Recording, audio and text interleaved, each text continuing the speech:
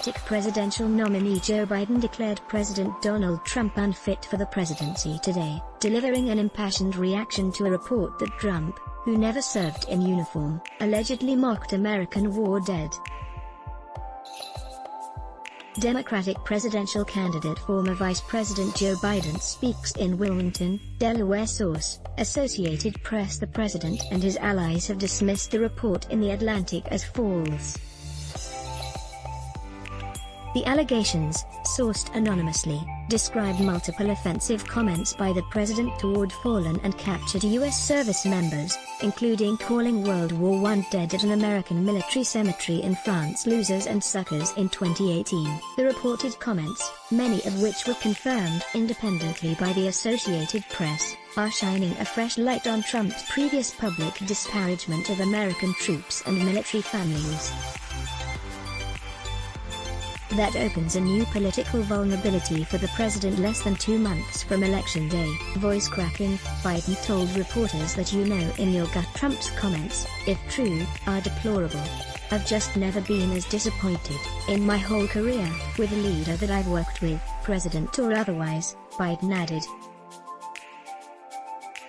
Your playlist will load after this ad. The Democratic candidate for U.S. president was speaking at a campaign event in Pittsburgh. Source: One News. If the article is true, and it appears to be, based on other things he said, it is absolutely damning. It is a disgrace. He added that the president should humbly apologize to every Gold Star mother and father, to every Blue Star family that he's denigrated.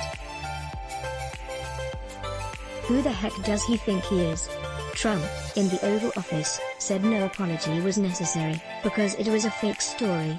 Trump was alleged to have made the comments in November 2018, as he was set to visit the Ain Marne American Cemetery during a trip to France. The White House said the visit was scrubbed because foggy weather made the helicopter trip from Paris too risky and a 90-minute drive was deemed infeasible. Speaking today in the Oval Office, Trump denied ever uttering such comments. It was a terrible thing that somebody could say the kind of things, and especially to me, cause I've done more for the military than almost anybody else.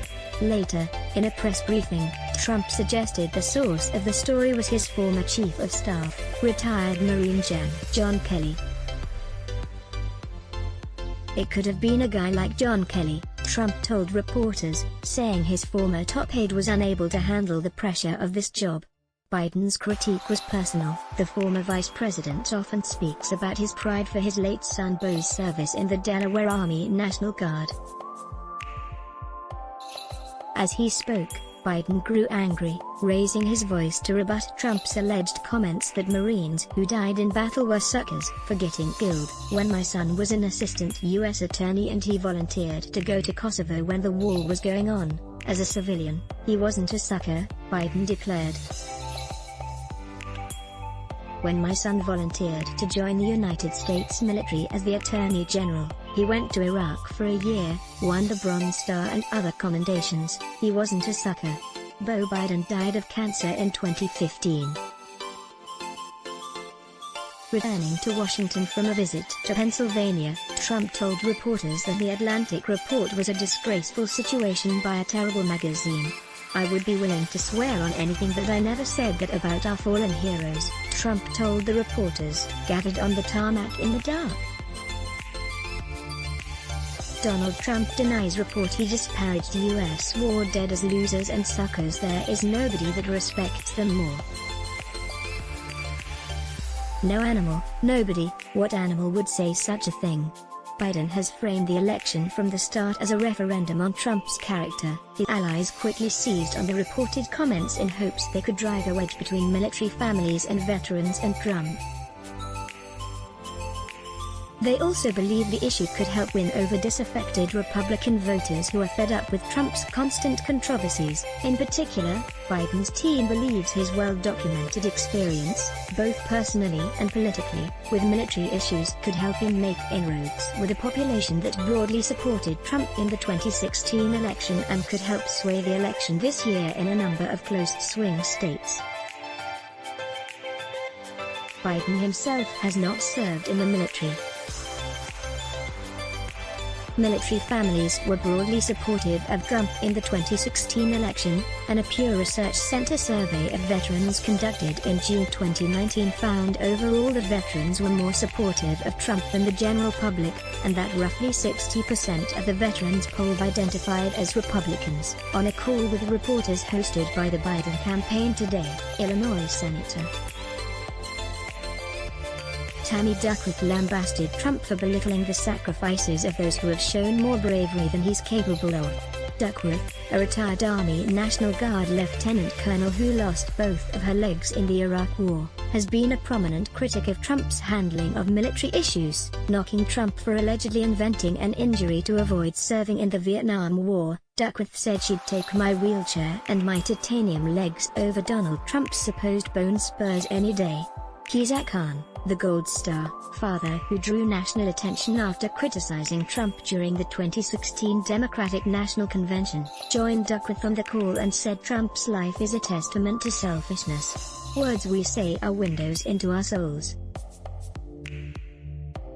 So when Donald Trump calls anyone who places their lives in service of others a loser, we understand Trump's soul, he said. Khan's son, Humayun, was killed in action in Iraq in 2004. In 2016, Trump responded to the criticism from Khan by claiming he'd made sacrifices of his own and by making an Islamophobic attack on Khan's wife, Ghazala Khan, who was wearing a headscarf at the Democratic convention, saying she had nothing to say. Maybe she wasn't allowed to have anything to say. You tell me. Trump also denied calling the late Arizona Senator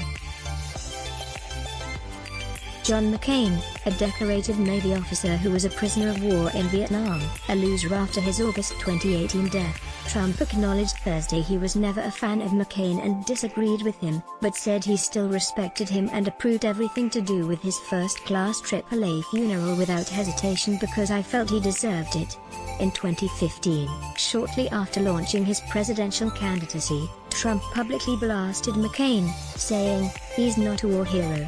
He added, "I like people who weren't captured." At the time, Trump also shared a news article on Twitter calling McCain a loser. Trump only amplified his criticism of McCain as the Arizona lawmaker grew critical of his acerbic style of politics, culminating in a late-night no vote scuttling Trump's plans to repeal the Affordable Care Act. That vote shattered what few partisan loyalties bound the two men, and Trump has continued to attack McCain for that vote, even posthumously. Secretary of State Mike Pompeo told Fox and Friends today that he was with the president for a good part of the trip to France. "I never heard him use the words that are described in that article," Pompeo said.